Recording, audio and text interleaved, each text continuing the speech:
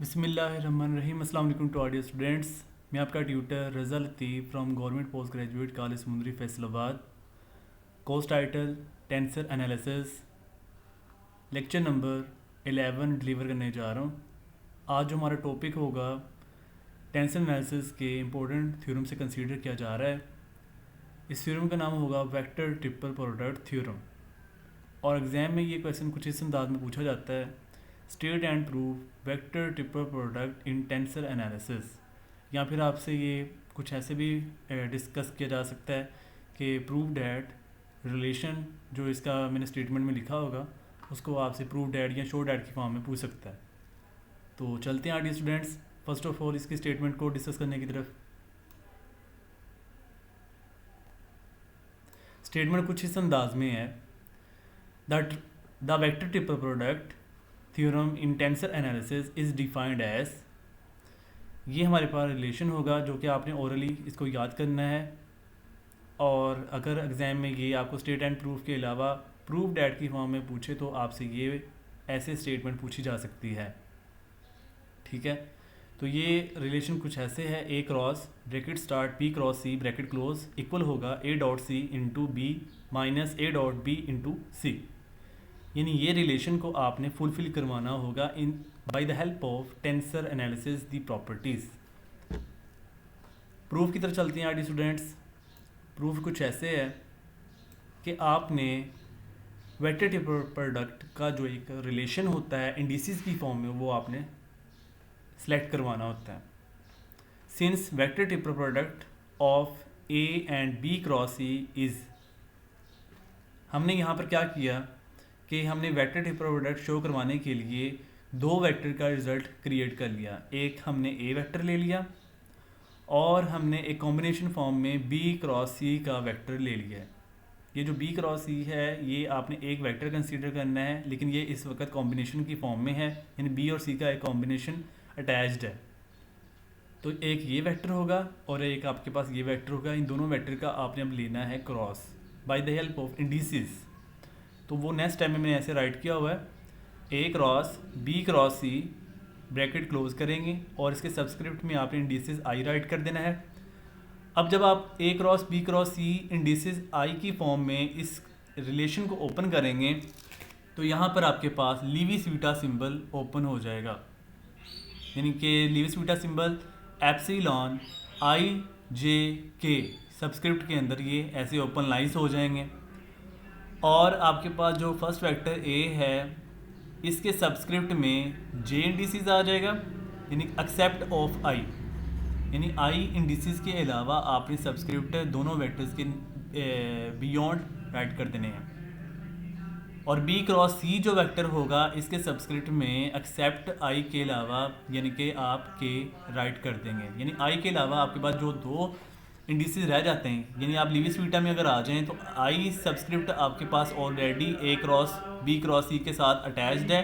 तो आई को जब आप स्किप करेंगे तो आपके पास जे सबस्क्रिप्ट रह जाता है और एक के सबस्क्रिप्ट रह जाता है। तो इस जे सबस्क्रिप्ट को आपने इस ए के बीनीथ लिख देना है और जो के सबस्क्रिप्ट होगा एन अदर वेक्टर के नीचे लिख देना है, यानी बी क्रॉस सी के सबस्क्रिप्ट में के आ जाएगा।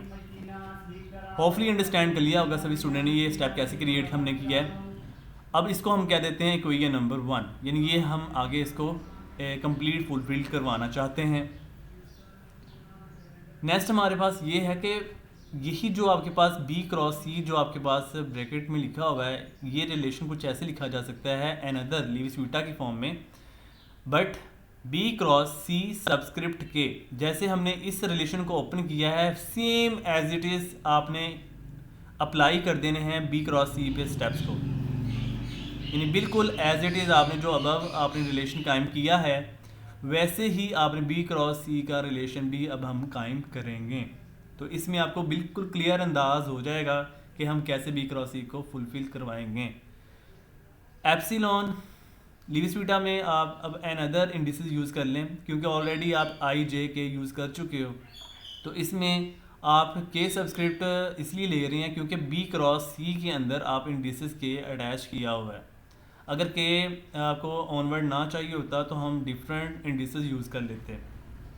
अब आप देखिएगा कि बी क्रॉस सी सब्सक्रिप्ट के जो है इसको अगर हम एप्सिलॉन की फॉर्म में लीविस बीटा में ओपन करें तो ये आपके पास है के एल एम। अब जब आपने बी वेक्टर के साथ इंडिसेस में आपने एक्सेप्ट के को अटैच करवाना है तो ये आएगा, यानी फर्स्ट वेक्टर जो बी होगा इसके सब्सक्रिप्ट में एल आ जाएगा, यानी कि के अलावा ये एल और एम को अटैच करना है। तो बी वेक्टर के सब्सक्रिप्ट में एल आ गया और सी सब्सक्रिप्ट यानी सी के सब्सक्रिप्ट में आपके पास एम आ जाएगा। ठीक है ना, यानी ये जैसे हमने ये वाला स्टेप क्रिएट किया है वैसे ही हमने ये वाला रिलेशन को कायम कर दिया है। अब आपने क्या करना है, ये जो बी क्रॉस सी सब्सक्रिप्ट के जो है इसकी जगह हमने ये वाला इतना स्टेप राइट कर देना है, यानी ये जो मैं आपको सर्कल आउट करके बता रहा हूँ इसको आपने इस वेक्टर की जगह राइट कर देना है। ठीक है, इक्वेशन नंबर 1 में यही मैंने आगे नेक्स्ट टाइम में लिखा हुआ है, देखिएगा। Therefore equation number 1 can be written as A cross B cross C subscript I equal होगा epsilon I J K A जे, ये आपने राइट कर दिया हुआ है। ठीक है, बी क्रॉस सी सब्सक्रिप्ट के की जगह हमने एप्सिलॉन के एल एम बी एल और सी एम राइट कर दिया है। अब थोड़ा सा इसको आप रीअरेंज कर लें।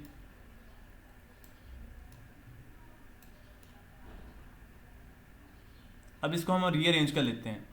रीअरेंज जब करेंगे तो एप्सिलॉन आई जे के और एप्सिलॉन के एल एम इसको हमने कंबाइन राइट कर दिया है। ठीक है, और A J B L C M इसको हमने ऐसे कंबाइन राइट कर दिया है। ठीक है, जस्ट इसको रीअरेंज किया है। अब इस एप्सिलॉन ये जो बोथ एप्सिलॉन्स आ रहे हैं लीविस बीटा की फॉर्म में, इस पर हमने रिलेशन एक अप्लाई करना है जो कि आपको मैंने लेक्चर नंबर 9 में एग्ज़ाम के हवाले से भी अटैच करवाया था।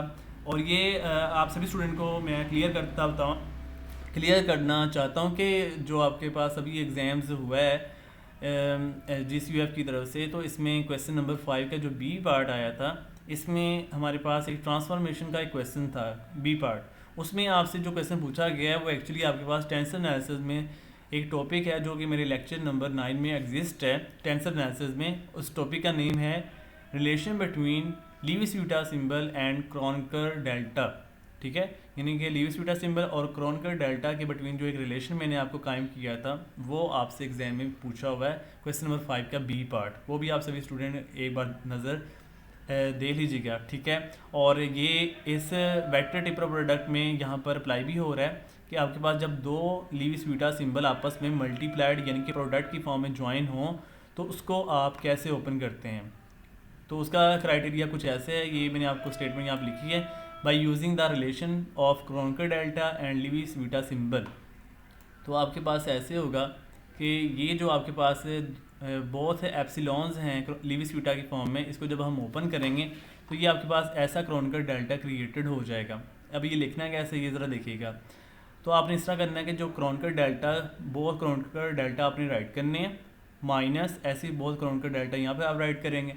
अब आपने ये काम करना है कि यहाँ से जो लीविस बीटा के अंदर जो डमी इंडिसेस आ रहे हैं उसको आप स्किप कर दें। डमी इंडिसेस से मुराद जो रिपीटेड इंडिसेस होते हैं, यहाँ पर के आप देखें 2 टाइम आ रहा है, एक के यहाँ पर है एक के यहाँ पर आ रहा है, आप इसको स्किप कर दें, मतलब इसको आपने आगे नहीं लिखना।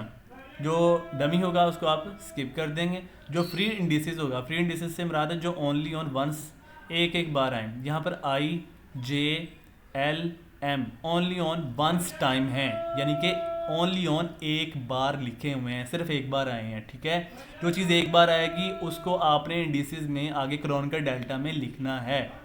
ये आप सभी स्टूडेंट अपने माइंड में रखिएगा कि फ्री इंडिसेस को आपने जो कि ओनली ऑन वंस हैं, जो एक बार लिखे हैं उसको आप लिखोगे।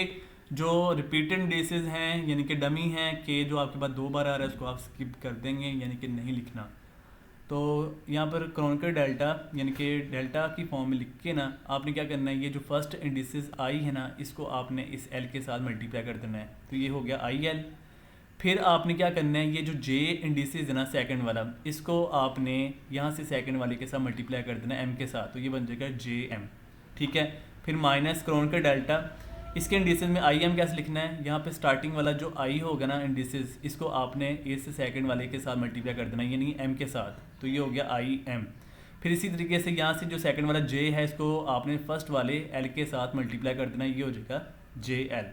होपफुली ऑल डियर स्टूडेंट्स आपको ये स्टेप क्लियरली अंडरस्टैंड हो गया होगा कि लीविस वीटा सिंबल जो बोथ आपके पास प्रोडक्ट की फॉर्म में ज्वाइंट होते हैं उसको आप कैसे क्रोनकर डेल्टा के अंदर लिखते हैं, ये उसका स्टेप है। आप इसको अच्छे से राइट कीजिएगा, इसमें मिस्टेक कोई ना करे। उसके बाद A J B L C M आपने क्या करना है, एज इट इज़ राइट कर देना है, ठीक है। नेक्स्ट हमने अब क्या करना है कि ये आपके पास जो स्टेप है ना, इसमें A J B L C M जो लिखा हुआ है इसको आप ब्रैकेट में बोथ टर्म के साथ मल्टीप्लाई कर देना है। यानी फर्स्ट टर्म के साथ जब मल्टीप्लाई करेंगे तो आपके पास ये ऐसे क्रिएटेड हो जाएगा स्टेप, और फिर ये जो माइनस है आपके पास एज इट इज़, और A J B L C M इसको आपने अब सेकंड वाले के साथ मल्टीप्लाई करना है तो आपके पास ये वाला इस तरीके से स्टेप क्रिएट हो जाएगा, ठीक है। अब नेक्स्ट इस तरह है कि जब आपके पास मल्टीप्लाई करने से ये फर्स्ट टर्म माइनस मल्टीप्लाई करने से ये सेकंड टर्म क्रिएट हो गई, यानी ब्रैकेट आपने जब ओपन कर दी तो आपके पास ये स्टेप ऐसे क्रिएट हो गया। अब आपने इसमें क्रोनकर डेल्टास को अब क्लोज करना है। अब उसको क्लोज करने का क्राइटेरिया सीख लें कि यहाँ से जो ए जे सब्सक्रिप्ट है, आप देखें क्रोनकर डेल्टा में कौन कौन से इंडिसेस यूज़ हो रहे हैं। इसमें हो रहा है Kronecker delta I L, Kronecker delta J M, ठीक है।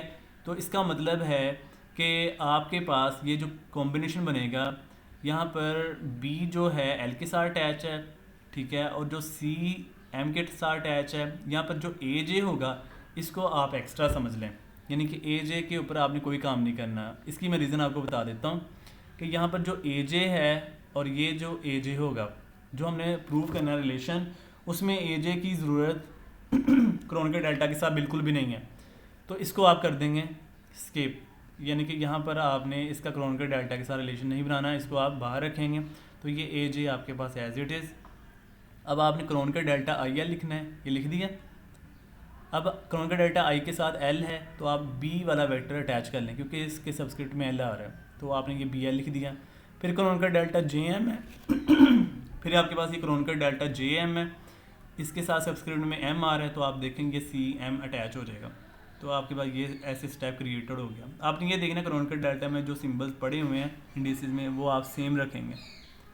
माइनस यहाँ से ए जे इसको भी आप आउटसाइड लिए, क्रोनकर डेल्टा आई एम इसके साथ आपने सी एम अटैच कर देना है, ये स्टेप क्रिएट हो गया। फिर आपने क्रोनकर डेल्टा जे एल के साथ बी एल को अटैच कर देना है, तो ये ऐसे स्टेप क्रिएट हो जाएगा। उसके बाद मैंने ये कुछ अंडरलाइन किए हुए हैं ताकि आपको क्लियर हो जाए कि ये स्टेप कैसे क्लोज किए जाते हैं। Kronecker delta I L B L को जब क्लोज करेंगे तो आपके पास ये बी आई हो जाएगा। कैसे होता है ये देखें, आपके पास यहाँ पर एल 2 टाइम आ रहा है, इट्स मीन कि ये रिपीटेड इंडिसेस है, तो ये डमी है, डमी को आपने स्किप कर देना है, यानी कि नहीं लिखना। तो आपके पास ये बनेगा बी प्री इंडेक्स आई तो ये बी आई बन गया। ऐसे ही Kronecker delta J M C M है, तो यहाँ पर एम डमी है, यानी कि रिपीटेड इंडिसेस है, रिपीट हो रहा है, इसको आप नहीं लिखेंगे तो ये बन जाएगा सी जे, ये हमने सी जे लिख दिया, ठीक है। माइनस ए जे जो है ये वाला आपके पास एज इट इज़, ठीक है, ये वाला। उसके बाद Kronecker delta I M C M के साथ अटैच करना है, तो जब एम देखें रिपीटेड इंडिसेस है तो इसको आप स्किप कर देंगे, ये बन जाएगा सी आई। तो ये ऐसे स्टेप क्रिएट हो गया।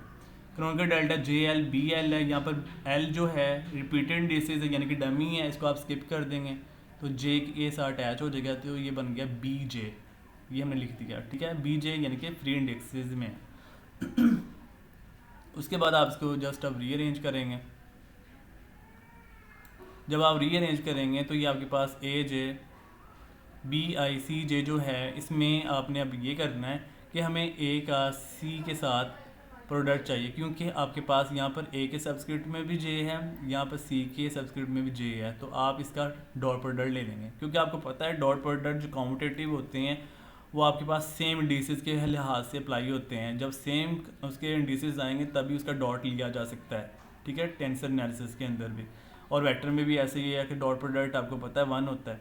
तो ए जे डॉट सी जे, यानी कि आपके पास ए जे सी जे का आपस में ब्रैकेट में रिलेशन बन जाएगा, और इसको ब्रैकेट के बाहर बी आई लिख देना है, माइनस ए जे का रिलेशन आपने बी जे के साथ लिखना है, तो ये बन गया ए जे बी जे, ब्रैकेट के बाहर आ जाएगा सी आई, ये वाला जो सी आई ये ब्रैकेट के आपने बाहर लिख देना है।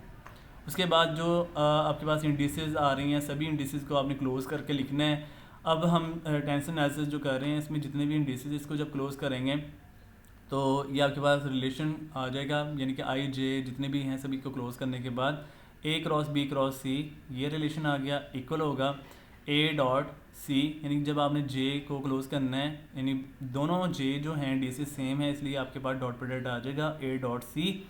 और जो बी है एज इट इज़, आई को आपने रिमूव कर दिया हुआ है, क्योंकि आपको मैंने कहा अभी के आई जे जितने भी सभी आपने अपना स्किप करके लिखना है। तो अब आपके पास ए जे बी जे जो है इसका डॉट प्रोडक्ट लेंगे तो आपके पास आ जाएगा ए डॉट बी और साथ में सी आ जाएगा। ठीक है, तो यही हमने रिलेशन कायम करना था।